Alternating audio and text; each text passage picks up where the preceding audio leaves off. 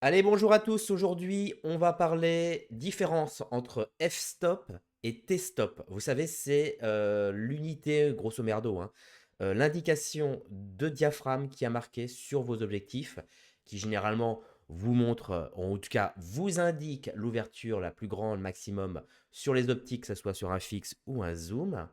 Alors, de temps en temps, f-stop, de temps en temps un T, un F, un T, ça veut dire quoi ça? Qu'est-ce qu'on veut nous dire là?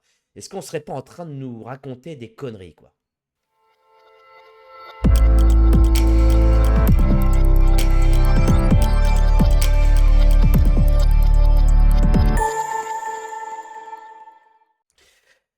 Je vous prends un petit exemple si vous voyez absolument pas de quoi je vais vous parler. Je prends par exemple mon zoom préféré, le Cooke Vincent Varotal 20-100 mm, disponible chez Puzzle Video évidemment, qui est mon zoom préféré, qui est un zoom merveilleux que je vous invite à tester. Et notamment avec l'arrivée des caméras Super 35. J'aime bien l'arrivée comme si c'était nouveau, quoi. Vous voyez que là, il y a marqué T31. D'accord? Et quand on regarde, quand on zoome sur la frontale de l'objectif, on voit F28 T31. Alors, qu'est-ce que ça veut dire? Quelle est la bonne ouverture? Est-ce qu'à un moment donné, on va nous arrêter de nous prendre pour ce qu'on n'est pas? Alors, je vais vous expliquer la différence par un petit article qui est sur Pétapixel, pardon, Pixel, avec un YouTuber qui a fait une vidéo là-dessus et que je vais vous résumer. Donc, le f-stop est une valeur théorique, tandis que le t-stop est une valeur réelle testée. Alors, déjà, je peux vous dire que le vrai du vrai, c'est la lettre T. Voilà. Le F, c'est autre chose. Ainsi bien que les objectifs Zeiss, au-dessus 55 mm et 85 mm, est le même nombre de F, grand ouvert, qui est de 1,4. Ils transmettent en fait des valeurs différentes selon des tests. La transmission de l'U55 mm est de 1,5, tandis que celui du 85 est de 1,7. Donc on a deux optiques de même marque qui sont deux focales fixes, qui indiquent exactement la même ouverture en F. Et après, je vais vous expliquer ce que c'est que le F. Un 4 d'un côté, un 4 de l'autre. Et en fait, la valeur réelle de transmission, c'est-à-dire après que chaque rayon lumineux soit passé par les différents dioptres des lentilles, je vous rappelle qu'un dioptre, enfin je vous rappelle ou je vous le dis, qu'un dioptre c'est la partie, c'est la surface, c'est une des surfaces des lentilles. Il faut savoir que quand un rayon lumineux passe à travers une surface de lentille, 95% des rayons sont absorbés et 5 ou 10% des rayons sont hop, renvoyés de l'autre côté en mode miroir, ce qui peut créer souvent quelques flares. C'est pour ça qu'il y a souvent des différences dans les objectifs, notamment par le traitement multicouche qui se veut qu'il y ait zéro reflet, mais évidemment le zéro n'existe pas et en fonction des traitements, eh bien, on a plus ou moins de flares. Je fais encore une autre parenthèse, ça me fait penser à la fameuse série d'ESO rétro, qui justement, ils ont supprimé un peu du traitement anti-reflet pour justement augmenter un peu le côté flaireux et donc du coup les côtés laiteux. Voilà. Et donc forcément, quand un rayon se reflète, eh bien on le perd, hein, puisqu'il il ne passe pas à travers, on le perd. Il finit dans les abîmes des flares internes. Et donc ces deux optiques, qui sont un de 55 et l'autre 85, ouverture 1,4 mentionnée en F, en fait, eh bien, le 55, lui, ouvre à 1,5, donc un petit peu moins en mode transmission, et l'autre en 1,7. Donc c'est exactement, je reviens sur le Cook, c'est la même chose, c'est-à-dire que la valeur, on va dire, de vente, parce que c'est toujours plus vendeur de le vendre en mode F, ouvre à 2,8, alors que sa véritable transmission est de 3,1. Ce qui voudra dire que si vous travaillez avec un posemètre, si vous devez prendre en considération la vraie valeur, ça sera la valeur T, à savoir la valeur transmission. Alors, qu'est-ce que ça veut dire le mode F? En fait, F, c'est le nombre d'ouvertures qu'on appelle l'ouverture géométrique, qui reprend cette fameuse formule n est égal à F sur D. N, c'est la valeur du diaph, qui je vous rappelle n'a pas d'unité.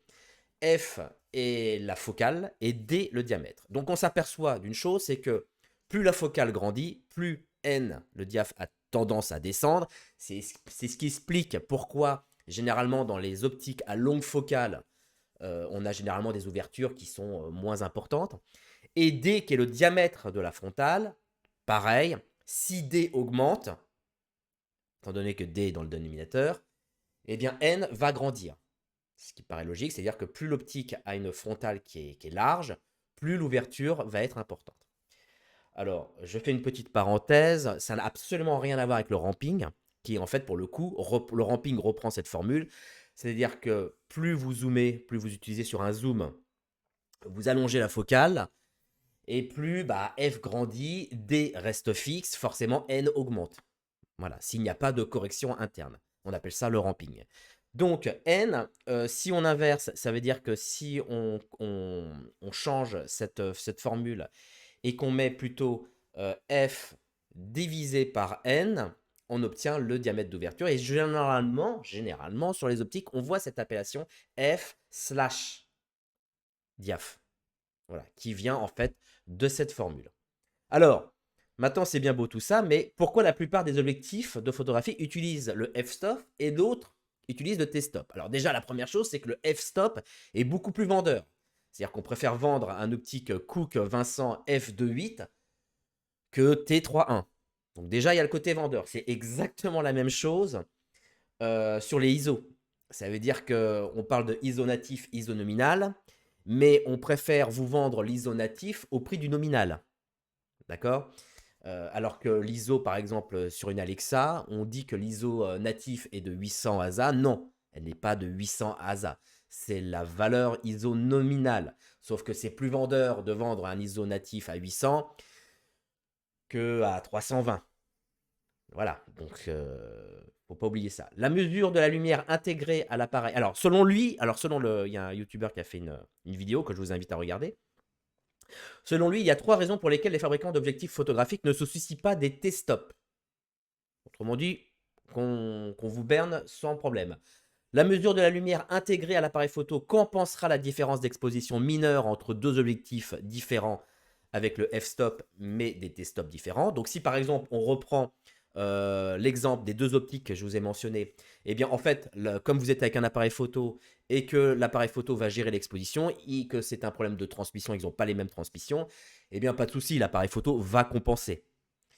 La plus grande différence de transmission que vous obtiendrez est d'environ d'un tiers de diaph, ce qui n'est pas un problème à corriger en post-traitement. En gros, on ne va pas faire tout ce bordel pour un tiers de diaph. C'est-à-dire qu'au maximum, c'est un tiers de diaph, la différence qu'il y a entre la valeur transmission et la valeur géométrique. Le T-stop de chaque nouvel objectif est coûteux et prend du temps pour des raisons qu'on a expliquées en 1 et en 2. Cela ne vaut pas l'investissement pour les objectifs de photographie. C'est-à-dire qu'en gros, pour la photographie, franchement, on s'en bat les couilles. Sauf que, en cinématographie, en revanche, c'est plus compliqué. Oui, parce que si vous avez une série, par exemple, quelle que soit la série, et qu'on vous dit tous que la série ouvre à 1,4, mais en vérité, il y en a qui ouvrent à 1,5, à 1,6, 1,8, etc., et qu'on va faire d'un plan poitrine à un plan serré, c'est un peu chiant. Donc, en cinématographie, en revanche, c'est plus compliqué. Plusieurs scènes parfois capturées sur plusieurs jours et souvent composées de plusieurs angles tournés avec plusieurs objectifs signifie que la correction d'exposition en post-production peut être coûteuse. Bon, là, je pense qu'ils exagèrent quand même un peu, quoi. De plus, même si la nouvelle technologie signifie que vous économisez seulement quelques minutes par jour, ces minutes peuvent coûter des milliers de dollars sur une énorme production. Bon, là, je pense qu'ils exagèrent un tout petit peu parce que réellement, en fait, sur un tiers de diaph, quand on passe d'un plan poitrine à un plan serré et qu'il y ait en fait une différence d'un tiers, très franchement, on va le corriger. On sait tous comment ça se passe en étalonnage. On va raccorder on va dupliquer les grades sur tous les plans poitrine et après dupliquer les grades sur les plans serrés. Donc finalement, il y aura une petite compensation. De toute façon, on doit la faire hein, généralement quand on place un large en serré. On fait toujours une compensation, c'est clair. Donc c'est pas forcément pour moi un problème. Mais les meilleurs objectifs cinéma garantissent toujours l'exposition réelle des T-stop. En gros, vous verrez chez les loueurs, en gros, toutes les focales fixes sont à T, mentionnées avec T, et il y aura toujours un T pour dire que ça ouvre à un 5, etc. etc. Et généralement, pour le coup, contrairement à la photographie, ils auront toute la série aura la même valeur de transmission. Voilà. En gros, tout est dit. Si vous avez envie d'avoir des compléments, il y a la vidéo qui est ici, qui est très intéressante, qui vous expliquera en gros vraiment la différence entre le F et le T-stop. Mais voilà, j'ai à peu près tout résumé. Maintenant, il n'y a plus de surprise pour vous. Vous ferez maintenant la différence entre le F et le T. F comme géométrie, T comme transmission. Voilà, merci de m'avoir suivi. N'oublie pas de t'abonner, de liker cette vidéo et de commenter si tu as un petit rajout à faire ou un truc ou une connerie que j'ai dit. Sinon, il y a Misiflix, hein, toujours avec des vidéos, bah oui, parce qu'il n'y a pas autre chose, et surtout des luttes, voilà, à télécharger, des luttes Kodak, Fiji, etc. Il y a plein de trucs pour t'amuser. À très vite, merci, ciao.